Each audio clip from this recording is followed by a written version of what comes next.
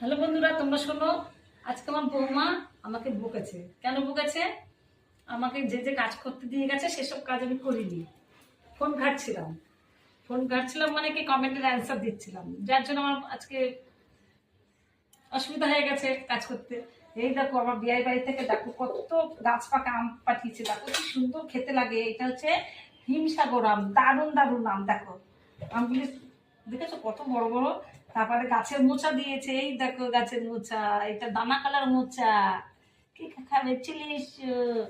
আমার মোচা খেতে আমাদের বাড়িতে সবাই ভালো খায়, আমিও ভালো খাই। এটা চিংড়ি মাছ দিয়ে ছোলা দিয়ে মোচাটা হবে। আর পাট শাকটা অবশ্য কেনা, আমার বিয়াই দেয়নি, এটা পাট শাক কেনা। আর এই যে লোটে লোটে মাছটা আমি ভালো খাই, আমাদের বাড়িতে সবাই ভালো খায়, তাই লোটে মাছ দিয়েছি। দেখো কত বড় বড় সাদা সাদা লোটে, সাদা সাদা। কে কে কে লোটে মাছ খেতে ভালোবাসো?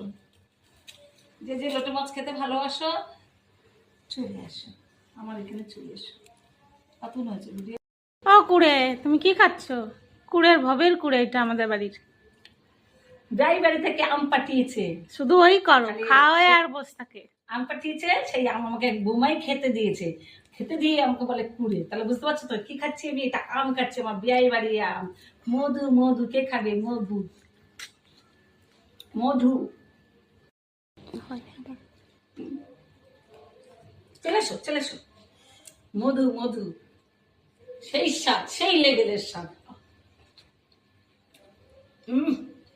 আরো তাকে যদি ফ্রিজে রেখে দিয়েছে, আমাকে কুড়ি পরিমাণ তো বলবে, আমাকে খালি খেতে দেয়। আমাকে একজন বলে লাইভে আমি নাকি খাই খাই করি, আমি নাকি খালি খাই। এখন প্রমাণ পেয়ে গেলে তো আমি খাই কত।